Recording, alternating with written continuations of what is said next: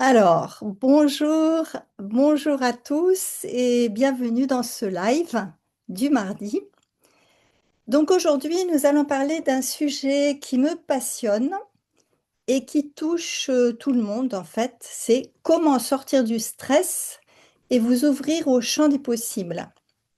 Alors vous allez voir, je vais vous partager des clés concrètes pour comprendre les deux postures, celle du stress et celle du champ des possibles. Alors le stress, c'est comme un pilote automatique qui vous empêche de changer de direction. Donc vous êtes à ce moment-là en mode survie, c'est comme ça qu'on appelle, comme coincé dans le champ du mental. Le champ des possibles, lui, c'est le champ tout-puissant de l'esprit, enfin du non manifesté. Et pour y avoir accès, nous avons besoin d'avoir une posture particulière. Donc, c'est ce qu'on va voir aujourd'hui. Et donc, en appliquant les clés que je vais vous donner, eh bien, vous allez amorcer un vrai changement. Donc, comme tous les mardis, je suis là pour vous aider à mieux vous connaître et à vous valoriser. Alors, comme d'habitude, je vais me présenter rapidement pour les personnes qui ne me connaissent pas et qui me verraient en replay. Donc mon parcours a inspiré la façon dont j'accompagne aujourd'hui. Dans ma jeunesse, j'étais très effacée, très timide, je manquais beaucoup de confiance en moi et ça m'empêchait de m'affirmer, bien sûr. Et donc j'ai fait des études de psycho pour essayer de comprendre qui j'étais et qui étaient les autres. Mais je ne savais pas à ce moment-là que j'avais en moi une colère contenue inconsciente, qui était totalement inconsciente et qui m'empêchait d'être moi-même. Alors, vers l'âge de 40 ans, j'ai vécu une violente agression physique et suivie par des agressions verbales qui étaient quotidiennes de la part de mon compagnon. Et ça a duré 9 mois. Et en fait, cet événement, même s'il était très désagréable, bien sûr, ça a été l'occasion de prendre conscience de cette colère et de pouvoir l'exprimer, la sortir. Et curieusement, quand j'ai pu sortir cette colère, je ne me sentais plus faible et impuissante. Voilà, donc aujourd'hui, je vous accompagne sur cette voie, celle de votre valeur, celle de votre pouvoir aussi de créativité pour que votre vie soit passionnante, qu'elle vous fasse vibrer. Alors, donc vous avez aujourd'hui peut-être des envies, des idées, vous avez peut-être un projet qui vous tient à cœur. Mais dès que vous commencez à y penser, il peut y avoir une forme de tension qui arrive. Alors ça peut être une sensation de stress qui peut être physique, hein, comme la gorge serrée, le sommeil perturbé, la fatigue, etc. Ça peut être sur le plan mental, des pensées qui tournent en boucle. Je crois qu'il y a beaucoup de monde qui a ça. Des hésitations, des doutes, l'envie de remettre à plus tard. Et à ce moment-là, vous pouvez vous sentir comme écartelé entre ce que vous aimeriez faire et ce que vous pensez pouvoir faire. Donc ce stress, eh bien, il est lié à plusieurs choses. Vous allez me dire qu'il vient de l'inconnu, des peurs ou du passé ou de tout ce que vous avez pu gérer pendant des années. Mais il peut venir aussi de ce sentiment d'avoir toujours été raisonnable et de ne pas savoir comment sortir du cadre qui nous est imposé en fait. Et c'est tout à fait normal, hein. Vous avez sans doute passé une grande partie de votre vie à faire ce qu'il fallait. Et aujourd'hui, l'idée de créer quelque chose qui vient de vous, de votre être profond, ça peut réveiller à la fois le désir et à la fois l'angoisse. Donc la cause profonde de ce stress, eh bien moi je pense que c'est celle des êtres incarnés que nous sommes dans la matière. Nous avons oublié notre esprit créateur, nous avons oublié notre connexion à notre conscience supérieure. Et donc nous avons appris à nous débrouiller et à agir à partir du monde de la matière, des contraintes matérielles, sans aller chercher tout ce que notre esprit peut nous apporter.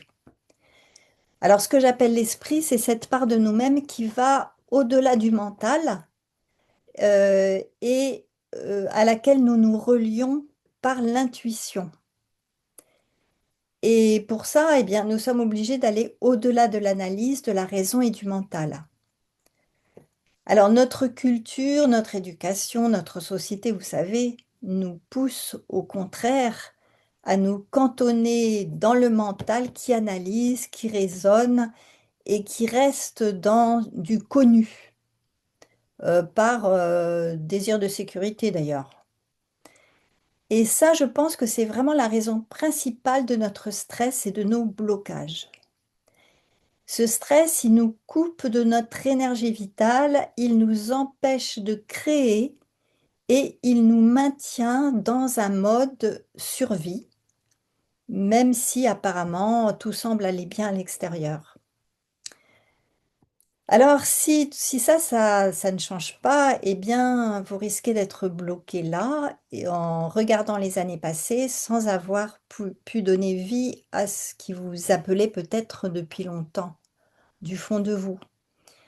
Et et c'est souvent ça qui crée le plus de regrets. Alors, à ce moment-là, eh bien, vous vous sentez en perte d'élan, en perte de motivation, vous commencez les choses mais vous n'arrivez pas à les terminer. Et ça peut entraîner un sentiment d'échec et d'inutilité. Vous pourriez aussi douter de votre légitimité, que suis-je pour lancer ce projet, par exemple? Ou bien vous restez enfermé dans des schémas de stress répétitifs et ça peut aller jusqu'à de l'isolement, de la dévalorisation et même des somatisations, hein, de la fatigue chronique, des douleurs, des maladies, et cetera.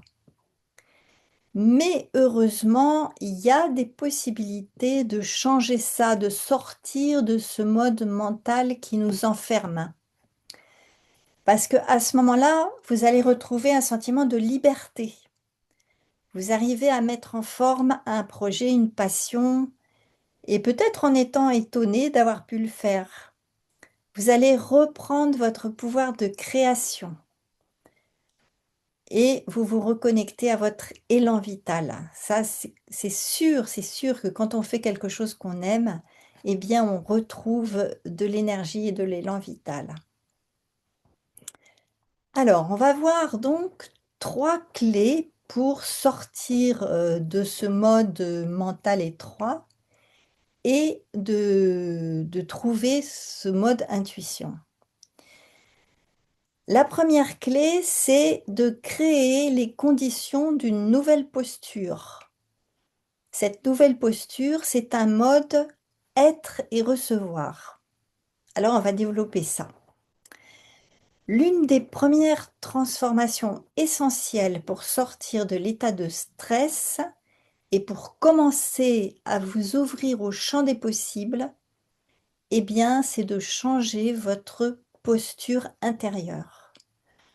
Vous allez passer du mode faire, action à tout prix, au mode être et recevoir. Recevoir, c'est, vous savez, qu'on se met en on va chercher son énergie féminine à ce moment-là. Alors bien sûr, nous avons été conditionnés pendant des décennies à faire, à produire, à maîtriser, à contrôler.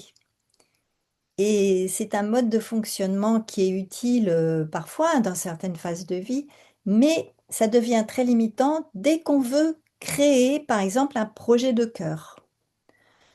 Pourquoi? Eh bien parce que un projet de cœur, ça ne répond pas aux règles mentales de l'efficacité ou de la rentabilité. Il a besoin de profondeur, de temps, d'écoute et surtout aussi d'intuition. Et ça demande de créer un espace intérieur qui soit beaucoup plus calme et réceptif.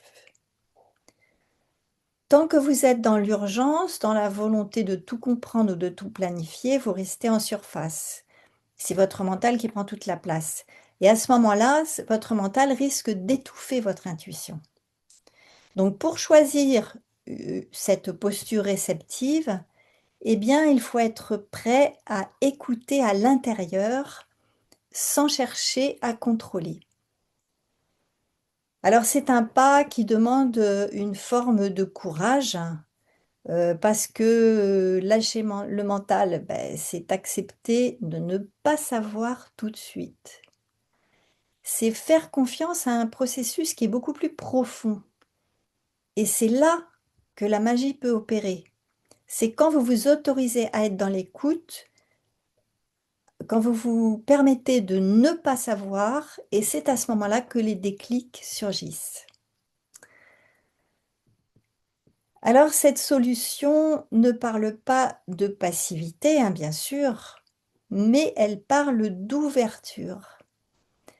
Elle repose sur une forme de souveraineté intérieure.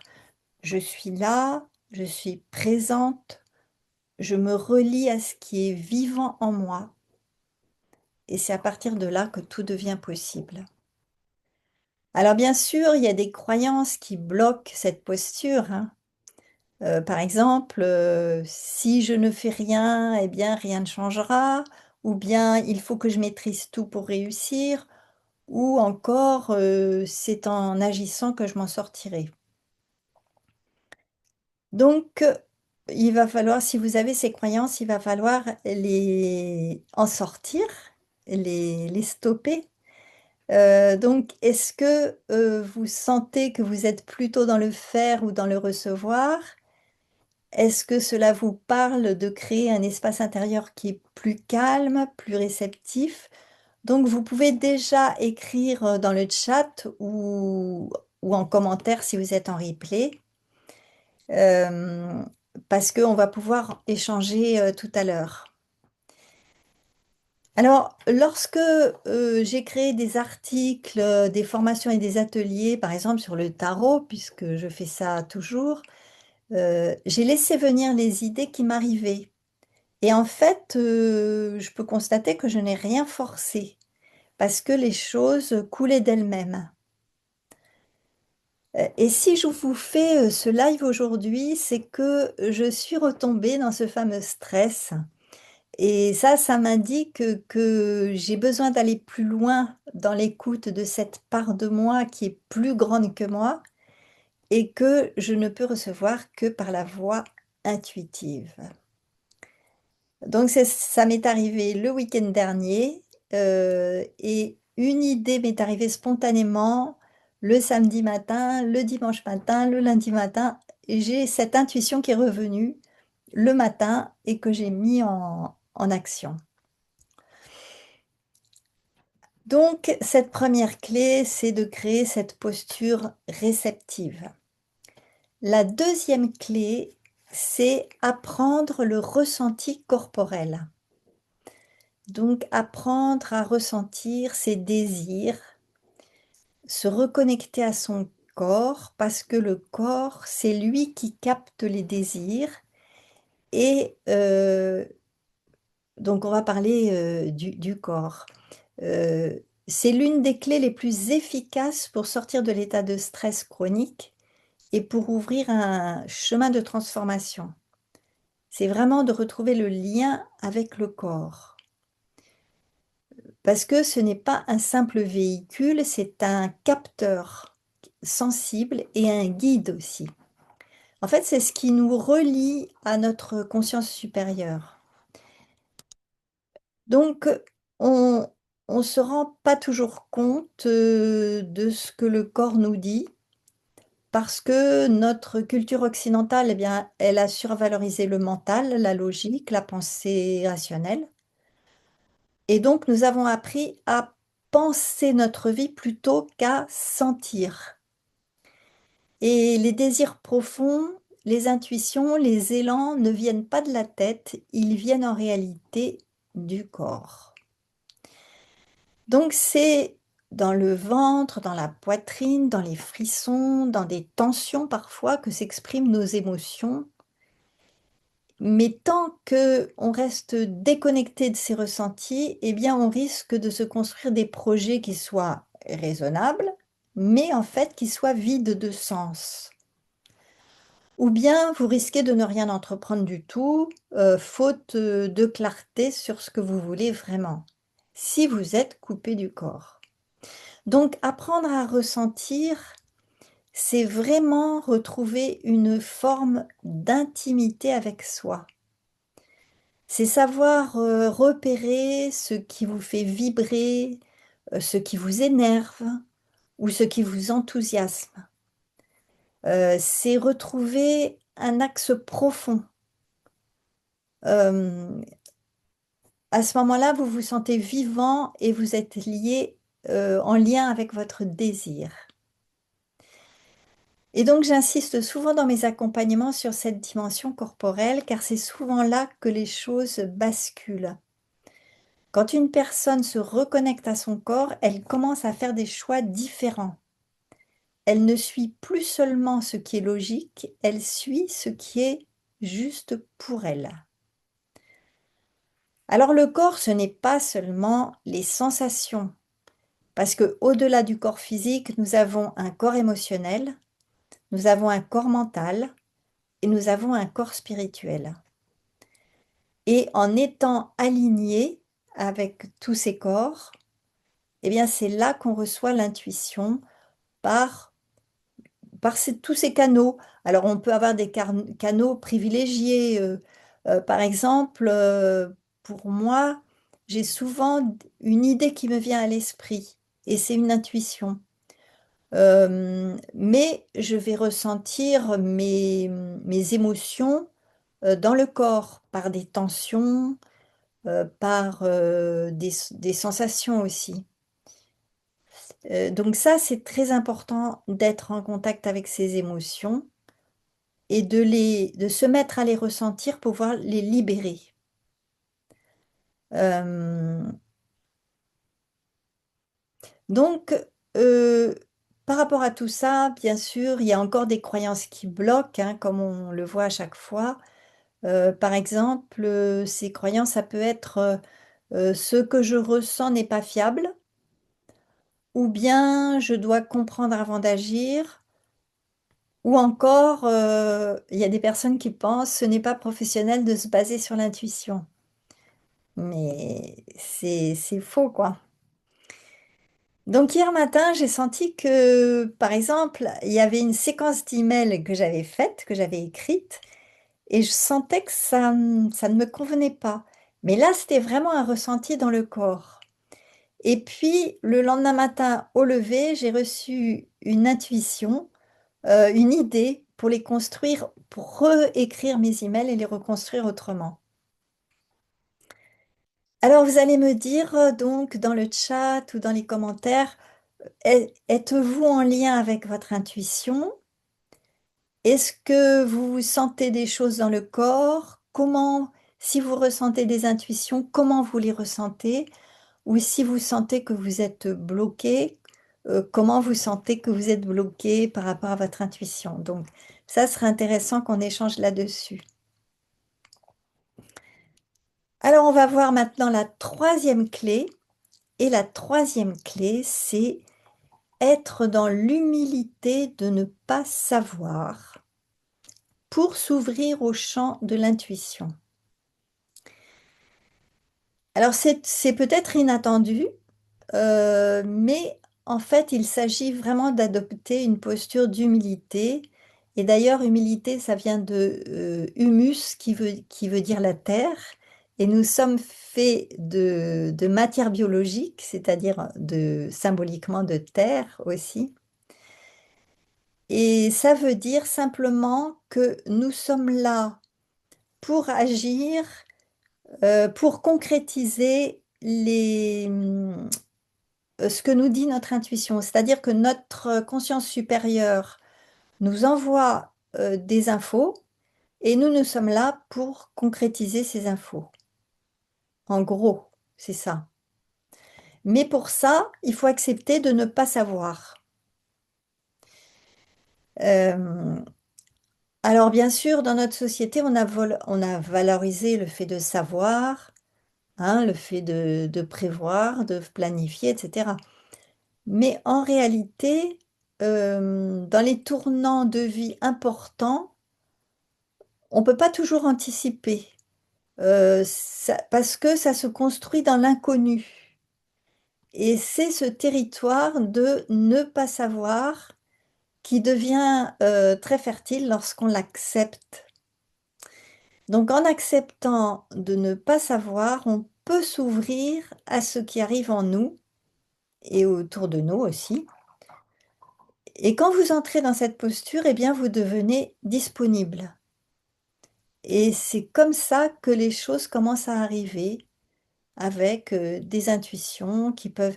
Alors ça peut être des images, ça peut être des ressentis, ça peut aussi être des infos qui viennent de l'extérieur, mais qui correspondent exactement à son besoin. C'est ce qu'on appelle des synchronicités. On va rencontrer des personnes ou entendre une parole ou lire quelque chose et on se dit, bah, j'avais justement besoin de ça à ce moment-là. Alors, j'ai beaucoup entendu des clientes me dire, bah, j'ai pensé à vous juste avant que vous m'envoyiez un message ou encore, ce que j'ai lu hier, ça répond exactement à ma question. Et c'est tout à fait ce qui se passe quand on ne cherche plus à tout contrôler, quand on fait confiance à cette intelligence qui est beaucoup plus vaste, qui nous entoure, qui nous traverse. Donc cette posture d'humilité, c'est une posture de sagesse, on pourrait dire, car elle permet d'agir de façon différente, non pas en réaction à une peur ou à une urgence, mais vraiment en résonance avec une vérité beaucoup plus profonde. On ne se sent plus seul parce qu'on collabore avec quelque chose de plus grand que nous. Donc c'est tout à fait ça que je propose dans mes accompagnements, vous aider à découvrir que le vrai mouvement ne vient pas toujours de votre mental, mais de votre intelligence intuitive. Alors encore quelques croyances à déconstruire hein, pour ça. Faire confiance à l'intuition, c'est flou et incertain, ou bien ce n'est pas sérieux de ne pas savoir où je vais, par exemple. Et comme je vous le disais, eh bien, j'ai été très surprise ces jours-ci de recevoir des belles idées chaque matin, alors que j'en avais vraiment besoin. Donc, dites-moi dans le chat ou dans les commentaires comment vous vivez ce rapport au non-savoir, à l'inconnu, on pourrait dire aussi. Et est-ce que c'est inconfortable ou est-ce que, au contraire, vous pouvez le capter? Donc, vous me raconterez ça dans le chat. Alors, je récapitule ces trois clés. La première, c'est sortir du stress. Ça passe par un changement de posture. Ça demande de passer du mode faire à tout prix à un état d'être calme et réceptif. Et donc ce changement, ça crée un espace intérieur où on peut entendre ce qui est essentiel. La deuxième clé, c'est se reconnecter à son corps qui vous guide vers vos vrais désirs. Ce sont vos sensations, vos émotions qui vous montrent la voie et pas un mental limité qui est toujours dans le connu en fait. Et la troisième clé, c'est adopter donc une posture d'humilité face à l'inconnu et accepter de ne pas savoir. Une posture de confiance qui transforme le je sais pas dans quelque chose de fertile. Alors, c'est le moment de changer ça pour vous. Si vous avez un projet de cœur, eh bien, c'est le moment de vous mettre en état de réceptivité. Donc, dites-moi si ça vous parle, si vous avez des questions là-dessus. Je vous propose que qu'on en discute. Donc, je vais regarder le chat. Alors, alors Catherine, se permettre de ne pas savoir, oui, c'est bien ce qui bloque. C'est la peur de l'inconnu et la peur de rater, d'être en échec, en tout cas pour ma part. Euh, oui, la peur de l'inconnu, la peur de l'échec. Euh, oui, qu'est-ce qui te bloquerait par rapport à ça? La peur de l'échec, pourquoi est-ce que peut-être que tu as eu des expériences d'échecs dans le passé, c'est possible. Et puis tu me dis, pour l'intuition, je m'aperçois en t'écoutant que souvent, auparavant, je ne prenais pas en compte mon corps, le mental prenait toute la place. Alors, ce qu'il faut comprendre, c'est que notre mental, c'est comme un ordinateur, c'est-à-dire que ça ne fonctionne que avec ce qu'on connaît déjà. Euh, tout ce qu'on a expérimenté, vécu, tout ce qu'on a appris, tout ce qu'on a compris, tout ça, c'est le monde de notre mental, qui peut être très utile, mais ça nous limite à ce qu'on connaît.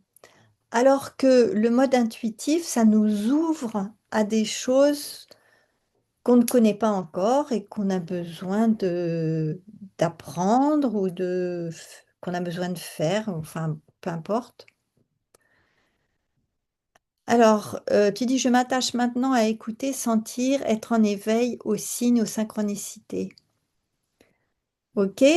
Est-ce que tu peux donner des exemples de, par exemple, de synchronicité ou d'intuition que tu as reçue? Euh, alors, bonjour, je ne sais pas comment tu t'appelles, si tu peux mettre ton prénom dans le chat, parce que je vois vous. Donc, Je peux ouvrir le micro? non, non, Non, pas je fais encore. que par chat. Donc, si tu peux écrire, je vais pouvoir lire ton... Donc, Catherine, si tu peux, est-ce que tu as un questionnement par rapport à ça ou envie de partager quelque chose que tu as vécu?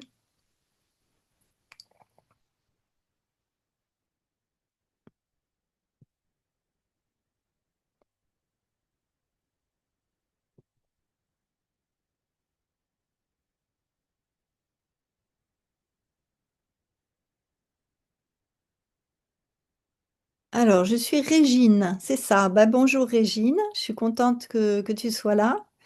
Tu m'as connue hier soir. Hier au soir, c'est-à-dire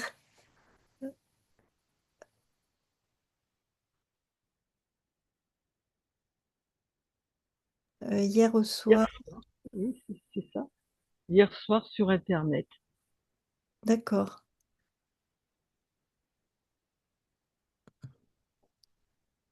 Il faut couper le micro, c'est ça. Tu veux pas de Oui, je micro? préfère que tu coupes le micro pour que ça reste dans l'esprit de Facebook, du live de Facebook. Normalement, je faisais des directs sur Facebook, mais comme on ne voit plus les commentaires, c'était très compliqué. Donc, c'est pour ça que j'ai choisi de le faire sur Zoom.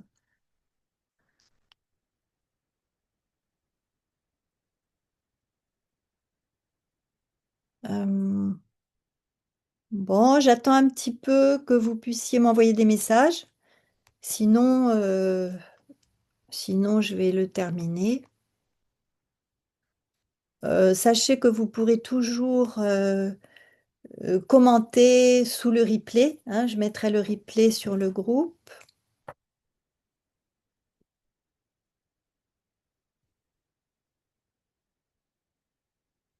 Est-ce que c'était clair? Est-ce que par rapport à tout ce que je vous ai dit ce soir, est-ce que vous avez des questions ou est-ce que c'est clair pour vous?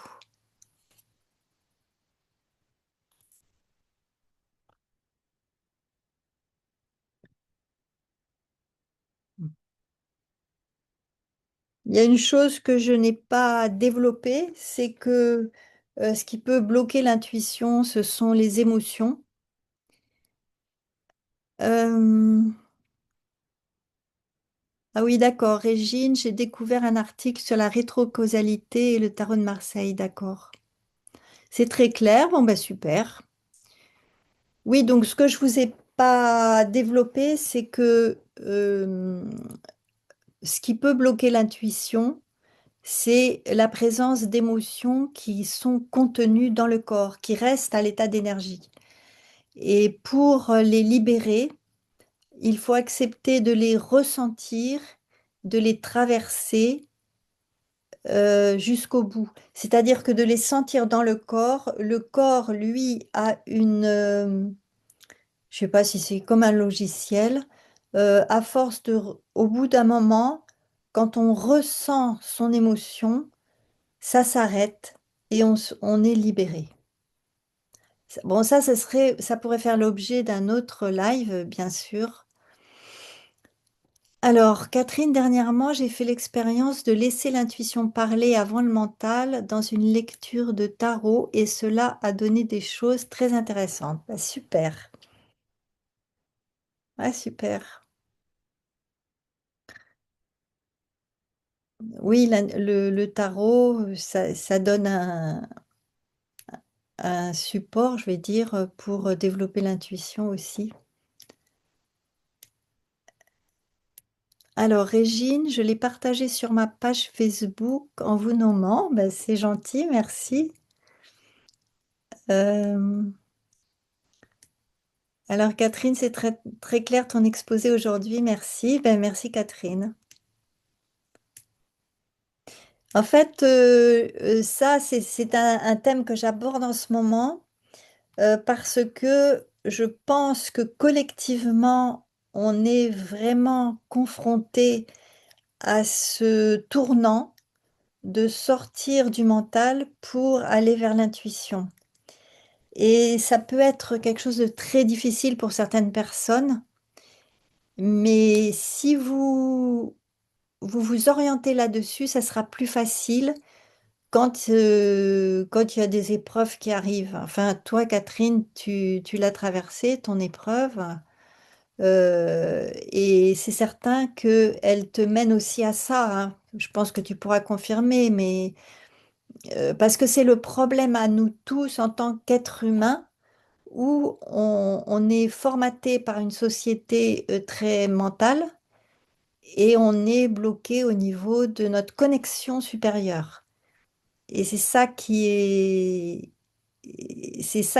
très gênant. Je ne sais pas quel mot trouver, mais c'est ça, c'est la bascule que nous avons besoin de faire pour que la société change.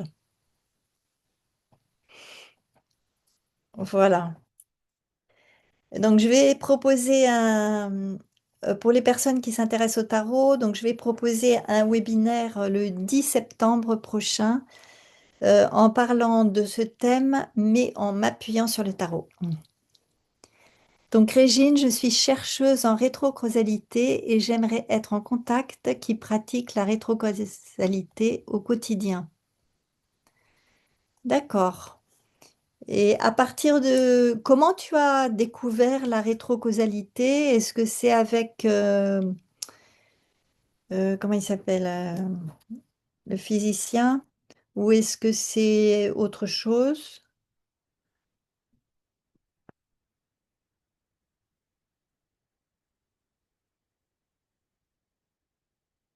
Chercheuse en rétrocausalité. Ouais, c'est super. Donc on aura l'occasion d'en parler certainement. J'ai Oui, c'est ça, Cornelia, ouais. Cornelia était une de mes élèves et effectivement, j'ai lu son livre où elle a réussi à se soigner, à guérir grâce à la rétrocausalité. Ouais. Eh ben c'est super, c'est très bien. Dommage que vous soyez que deux, mais bon, on a quand même pu échanger. Donc, je vais terminer ce live. Euh, alors, si vous êtes dans une phase de stress euh, où vous avez de la confusion, du doute qui vous empêche d'avancer, par exemple, vers votre projet de cœur, si vous souhaitez qu'on travaille ensemble pour débloquer ça en profondeur, eh bien, vous pouvez simplement écrire intéressé en commentaire ou bien m'envoyer un message privé et à ce moment-là, on planifie un appel pour discuter toutes les deux, pour faire le point sur votre situation. Et à ce moment-là, je vous proposerai des actions concrètes. Et si je sens que je peux vraiment vous aider, eh bien, je vous présenterai mon accompagnement personnalisé. Donc, je vous remercie à toutes les deux d'avoir été là aujourd'hui. Merci beaucoup pour votre présence, pour vos partages. Ça m'a fait vraiment plaisir. Euh, et je vous dis à mardi prochain ou à un autre mardi où je vous proposerai un autre live. Et je vous dis à très bientôt.